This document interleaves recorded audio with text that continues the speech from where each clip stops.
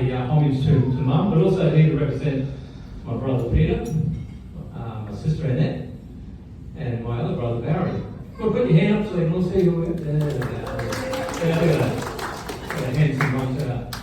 Okay, so thank you for those who've come a long distance. No one more so than Jason, who's come all the way from Townsville. So well done, he flew down this morning. That's amazing, thank you for doing that. And other people too have come from far and wide. Warwick, Robbie Island, Sunny Coast. Thank you, and if I missed anyone, I'm sure we'll highlight those people. So the program for today is me talking and give a bit of a speech. Mum's siblings hopefully might say something. Then the main event. Valmai will talk. Then we'll do the cake, blow some candles out. I think Anna's got some candles. Cutting of the cake, and that will then become your dessert. So they'll be cut up more around to you later on. Now, just in case you don't know, her name's not Valerie. Well, I know she calls herself Val, but it's actually Valmai, V-A-L-M-A-I. So, you know, feel free to call her Valmai. I think it's a great name. Growing up, they're always Val and Jack, but they're actually Valmai and John. That's their name. So Valmai is her name. So we're here to celebrate a long and fruitful life with more to come. Just the beginning, really. Hopefully we'll get a letter from the King, wherever that will be. Either Charles or William. Only more 10 more years to wait. It's an opportunity to say thank you, to give love and appreciation for Mum, for being a caring wife to Dad, a great mother to us, a grandmother, a great grandmother, and believe it or not, a great grandmother. Now, I just want to point to this specimen over here. The first grandchild is Jason. Okay, so that's Jason. Now, I was just thinking about Jason the other day. I was thinking, he's in quite a unique situation. He's in the same room as his granddaughter and his grandmother. Now, I'm trying to think how many other situations we get that. You know, it's quite a rare event. So, it's quite just one of those little fun facts I like to think about. Another little fun fact is that Jason is actually over 45 years old. Thanks. So what that means is... Thanks for the reminder. Yeah, no worries. Valmai has been a nana for the majority of her life. So that's quite another little fun fact. Now, it's not my intention to say too much, because I did tell her, you know, this is not going to be like, this is your life. You're a good storyteller, you can get up and say something yourself. So that's what the intention is. Now, when she does get up and talk, you'll hear about places like Colmville, Wollongong, Biddiston, riding the horses with the brother, Duncan Thompson, who she worked for. For those who don't know who Duncan Thompson was, he was a bit like Alfie Langer back in the 20s. He was about 5'7". He represented Australian Rugby League. He would be the superstar if he was playing today. So that's who she worked for. I think he got shot twice in World War I, went on and had a great illustrious career as a rugby league player, and then he went in World War II as well. So that's who she worked for. So that's another bit of a fun fact. I was thinking about 1935, what was going on locally anyway. That's the year she was born. If you ever go to Redcliffe, you see the Houghton Highway and the Texmount Bridge. But before that was the Hornybrook Highway and the bridge. And it was built in 1935. Now, it only lasted till about 1979 and then became a pedestrian bridge after that. And since then, subsequently, I think it's just a platform now. So, Mum has lasted two Hornybrook Highways. That's how long she's been around. So it's a real test of endurance about how many years she's been on Earth. And well done to Stella too, because she's been around just as long, longer. Okay, and Ron, of course, about 3 years longer. Okay, now, another thing I was just thinking about what happened in 1935, actually I need to go back about 10 years before that, and this is not really about Mum, it's about, probably more about from where she came. Back in the 20s, the place west of Toowoomba and beyond was infested with prickly pear. And a lot of people don't really know how bad that was. It was as far as the eye could see, it was prickly pear. And they tried arsenic, people got really sick, and then until they brought in the cactoblastis moth, and that eradicated all the prickly pear, and to this day it's still working. It was a great example of biological control.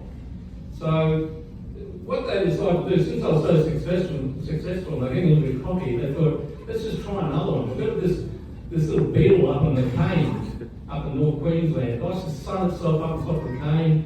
So they decided to bring in 102 cane toads in 1935. Unfortunately, the two things they don't like doing is hanging around the sun and climbing up. So they did everything but eat those beetles, they ate everything else. So 102 cane toads has now become, in Mum's lifetime, 200 million.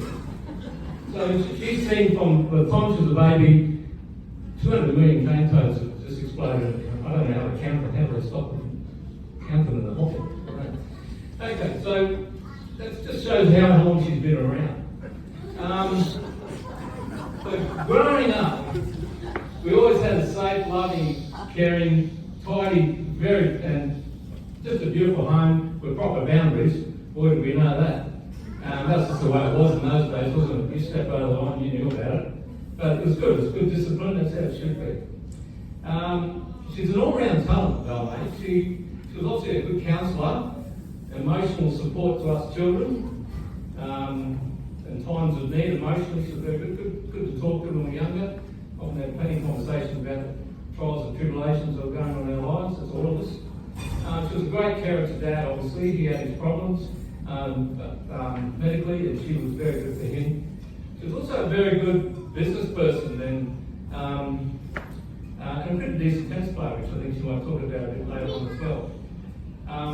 She was very proactive in her kindness. I can think of Dad's younger sister Kathy when she lost her husband. When she lost her husband in the Gold Coast, Mum went down and collected, basically resettled her back in Toowoomba. And she just didn't think it was a good thing. She actually got on the front foot to get it and got that all up and rolling for Kathy. And also at the end of Kathy's life, she took her into her home and cared for her. So there's two examples just for one person. So she's always shown a lot of kindness towards people. I remember her as a talented dressmaker. She'd make a lot of own clothes, knitting a lot of jumpers. She cooked great food for us kids.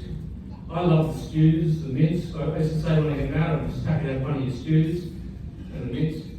And of course, that was all watching the World Championship Wrestling on a Sunday. Remember that? Those were older. Killer Carter Mario Milano. And we believed it all.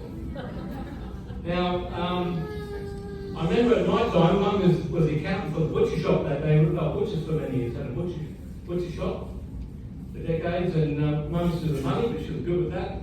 There was no credit cards in those days, so we had to count the money. And we used to do it on a red Laminex table, and occasionally us kids would help count the money.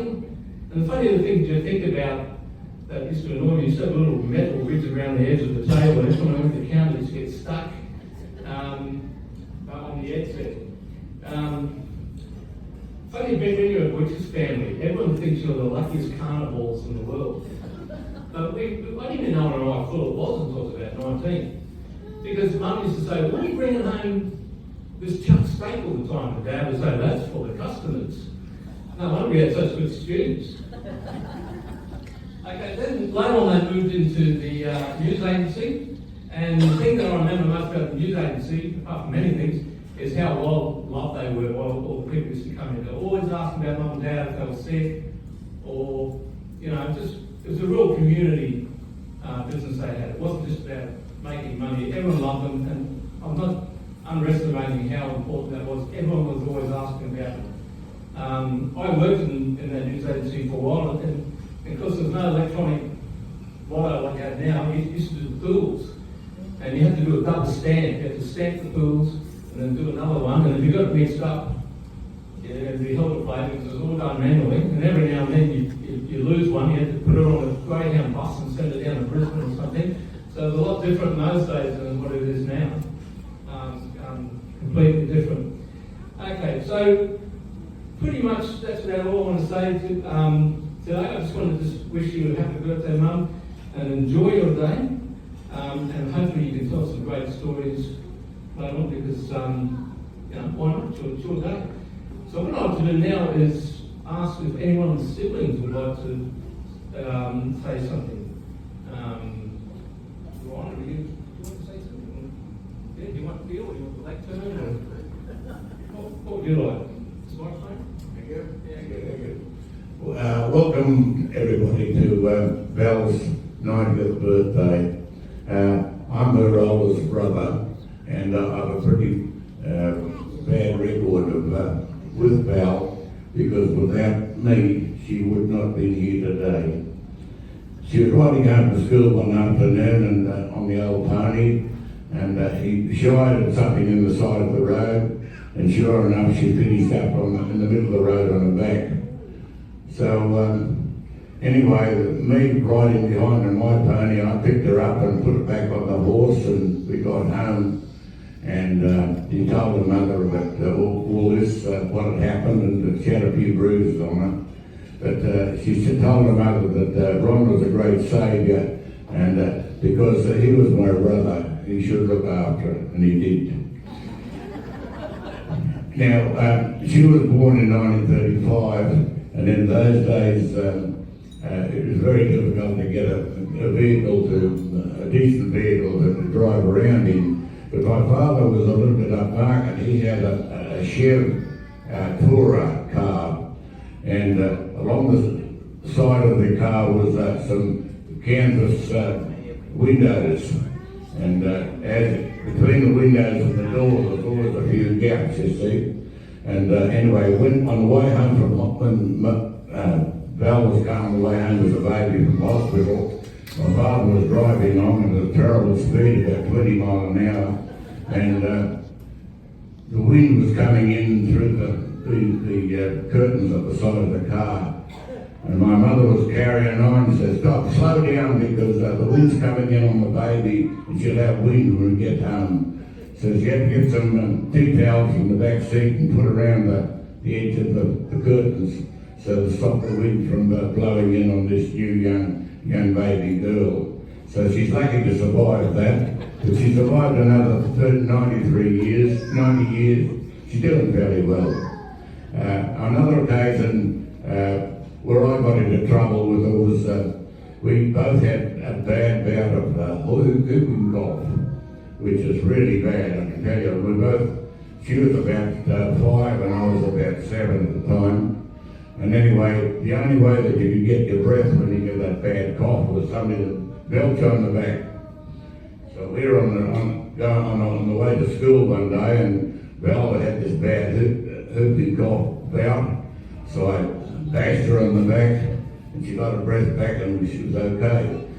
2 days later, one of the neighbours saw this assault, and reported to my mother that this rotten Ron was bashing up this young sister on the way to school. So anyway, she survived that. We both survived it. It was pretty tough times. One of the reasons why we both reached an old age, because we were both wartime kids, and we never had those luxuries such as lollies and ice creams and soft drinks and all those things which everybody has today. So those are things that we were deprived of for about 4 or 5 years, and that because we didn't have them, is probably the reason why we're living a bit longer than most do. So there's a little bit of a thought for you. And anyway, congratulations to Val, and her young sister, their young Patricia beside her, she's only a chicken. And then beside her, then over here we've got Alan, he's only a young little youth. But, so we've all reached the age of 80 or above, and we're still going. So there was a fairly good genes with us somewhere. Thank you very much for coming and enjoying your time.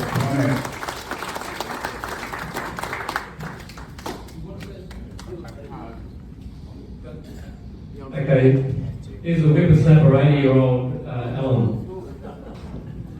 Yes, I'm the baby of the family, been 80. I can't remember too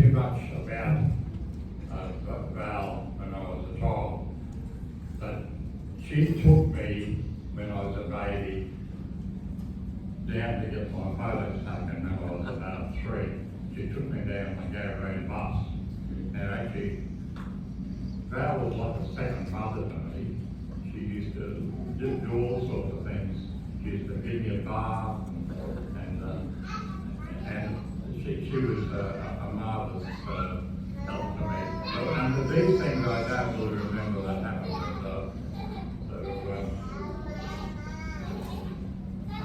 What I do remember when Val made her debut, and actually they had those big white dresses. And they had these big hoops, and they used to sit around the bedrooms and up the side. I remember them quite well. Now, actually, I'll tell you probably more about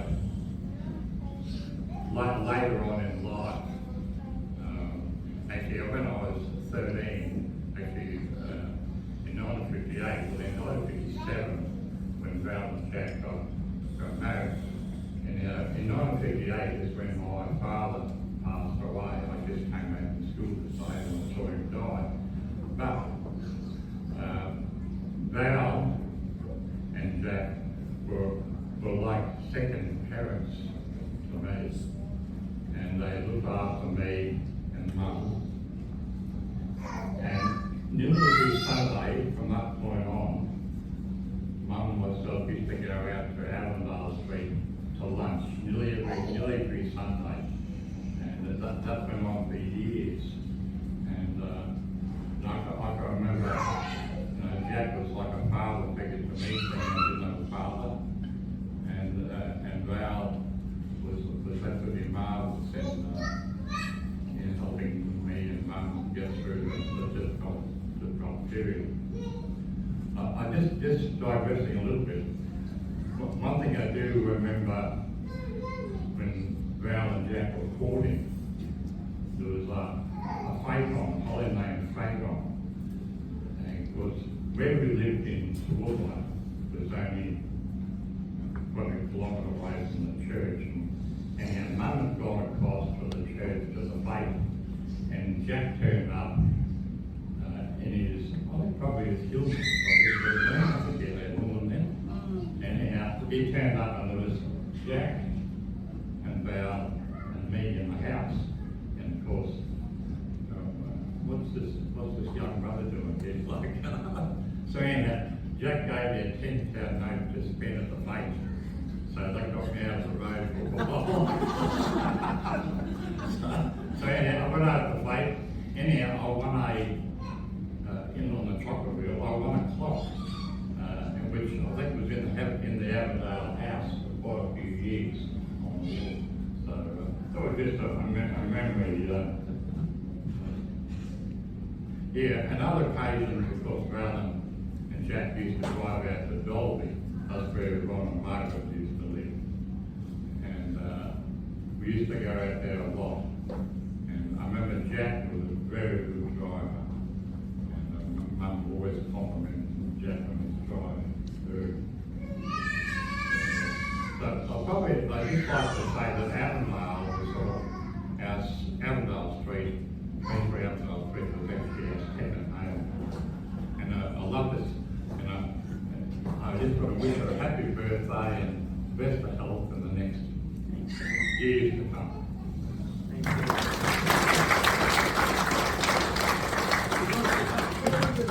I can bring it over to you if you like. Want me to, only if You want me to bring it over? You can talk sitting down, I think. I got a little story.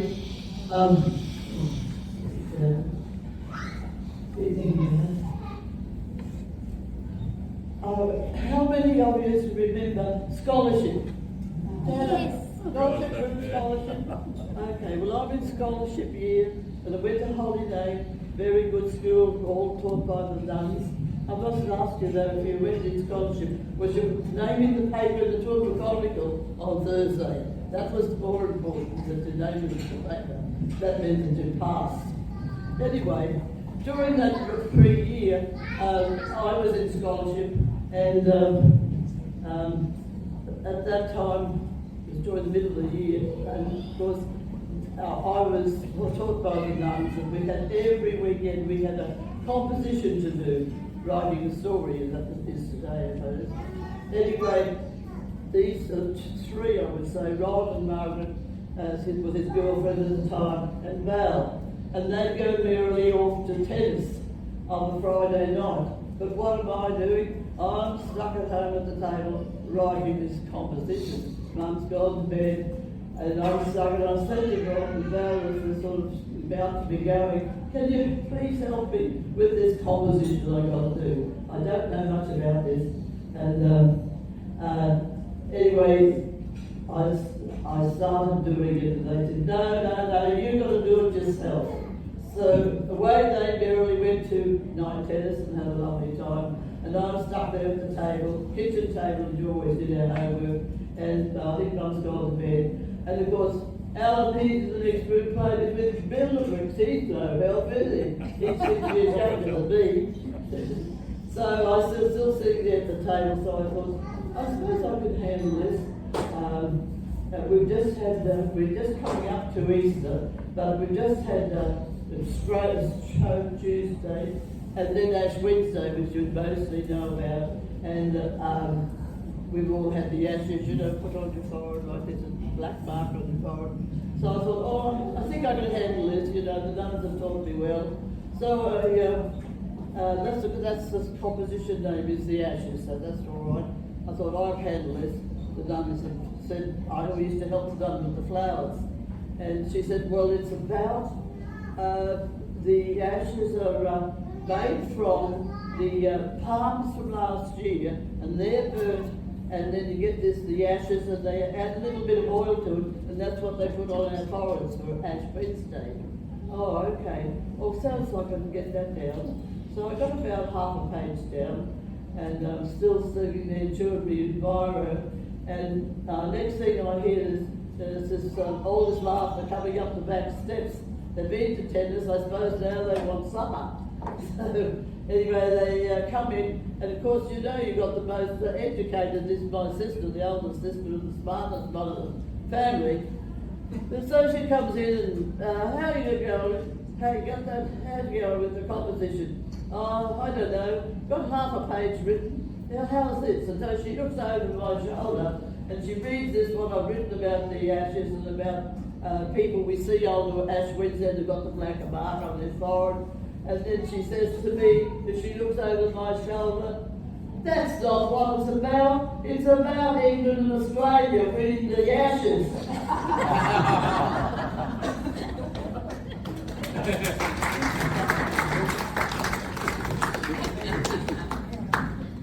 Well, it's now time for the main event. Would you like to come to the lectern, or what would you like to? Okay. Without further ado, there's Valmai. She's going to talk. Here she is.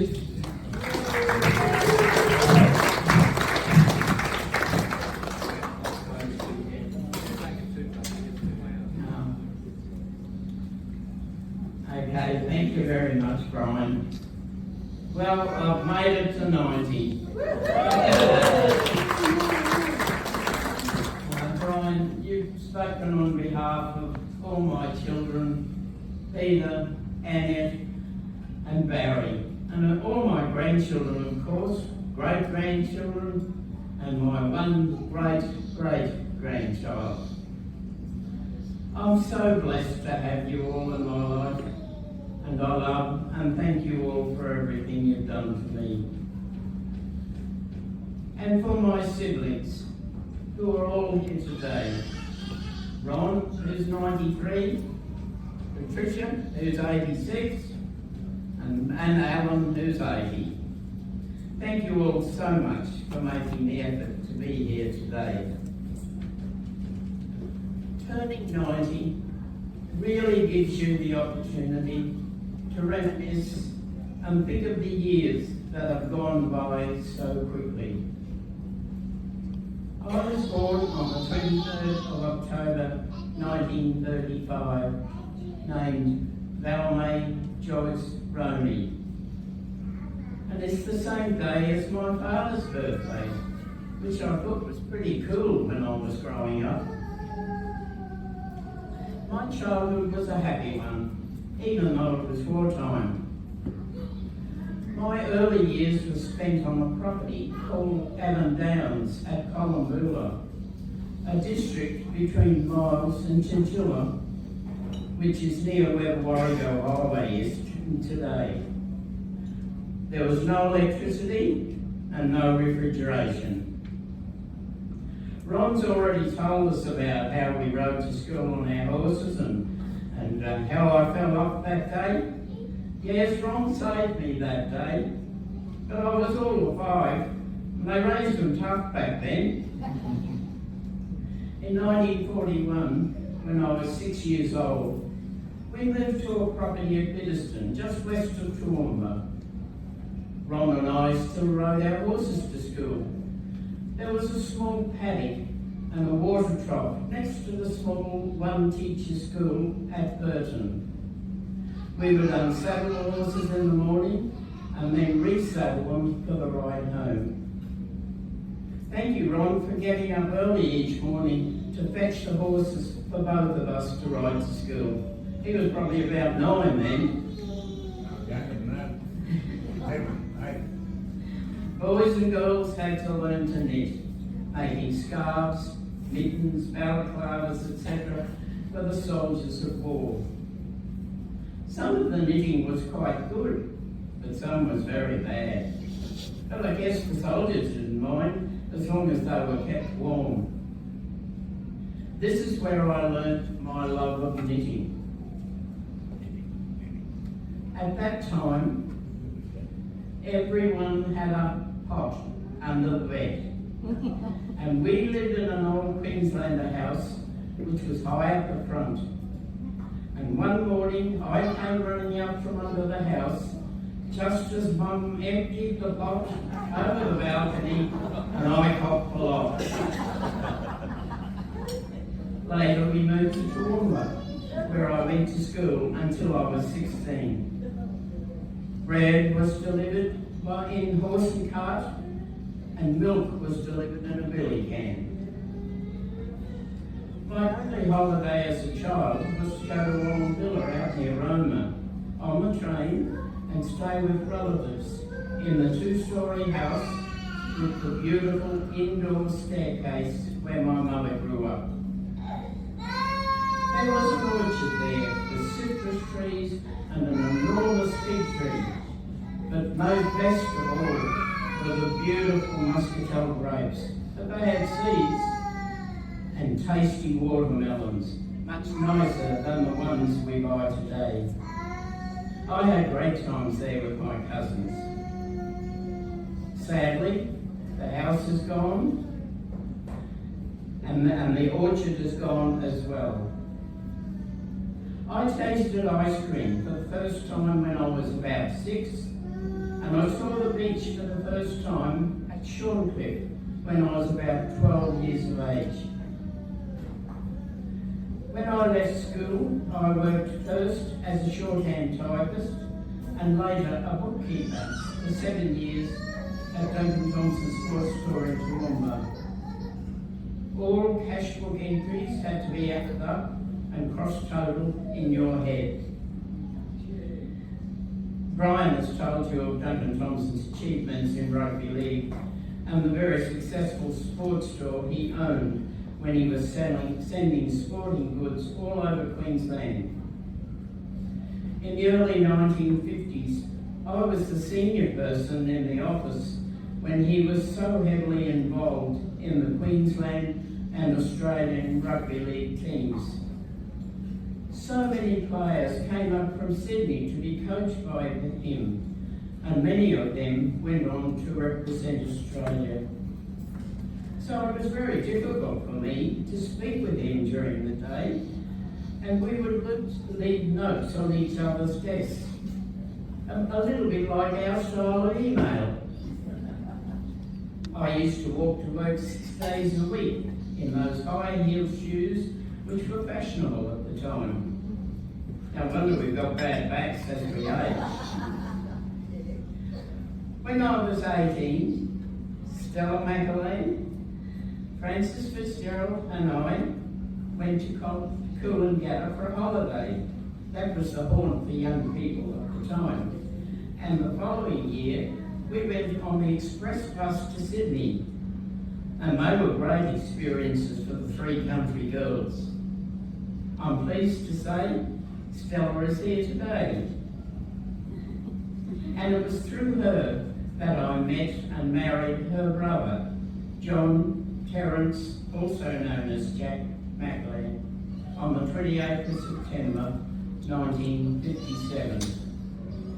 We were excited to move into our just completed house at 21 Avondale Street, Toowoomba, even though we had very little furniture to put in it. Furnishings were very expensive then. This is the house in which we raised our 4 children, and we lived there for more than 30 years. I got my driver's license when I was 21, not long before we got married. Not many girls owned cars then. Boys earned so much more than girls for doing the same job. I know, I used to do the wages.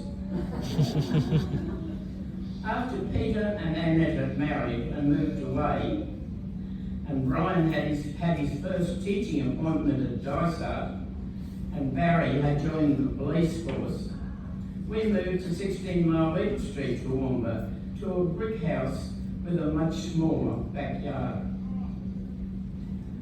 On one occasion, while we were still at Avondale Street, when Brian was visiting us, he had gone out one evening, and about 10 minutes after his return and gone to bed, I heard Brian yelling, "Call the police, call the police." Some fellow was climbing halfway through the window just above his head. I don't know who got the biggest fright, the fellow climbing through the window, Brian, or me.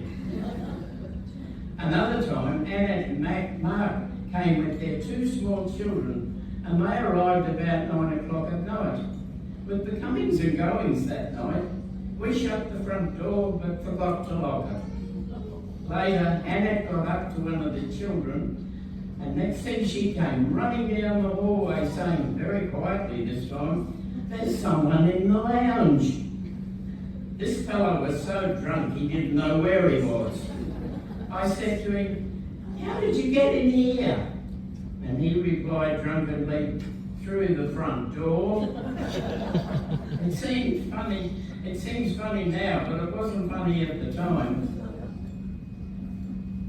I'm disappointed to say that my 2 dear old friends from Toowoomba, Berners and Faye, are unable to be here today because Berners got so sick over the last few days. I shared tuck shop, school fights and the rest when the children were growing up. So get well, Berners.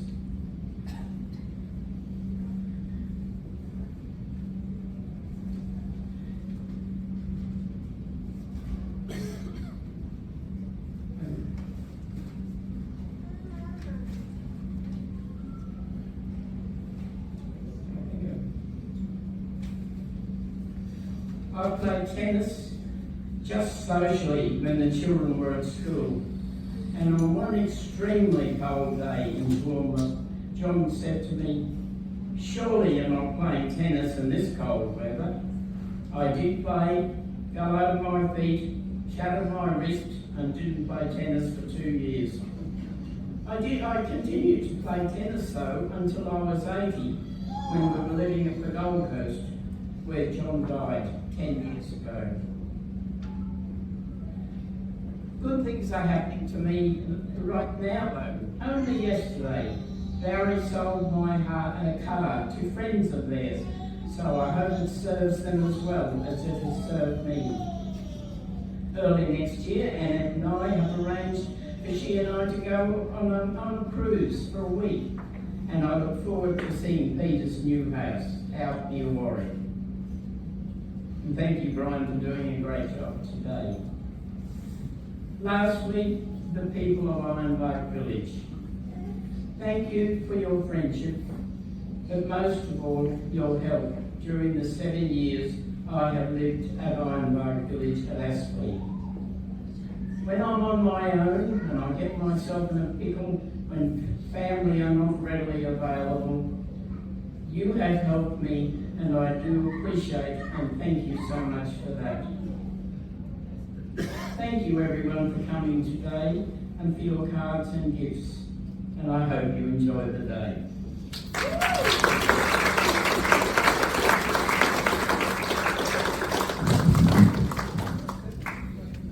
Well, that was very good. Professional. We're about to bring in the cake. I'm just going to go see the people in there. They'll be bringing it in very, very shortly. I think Annette's going to put some candles in it. You may want to, but once the cake comes in, you may want to come over, take some photos, blow the candles out. And then after that, I'll take it away and cut it up, and that will become the dessert. So just give you a minute, I'll find out where the cake is.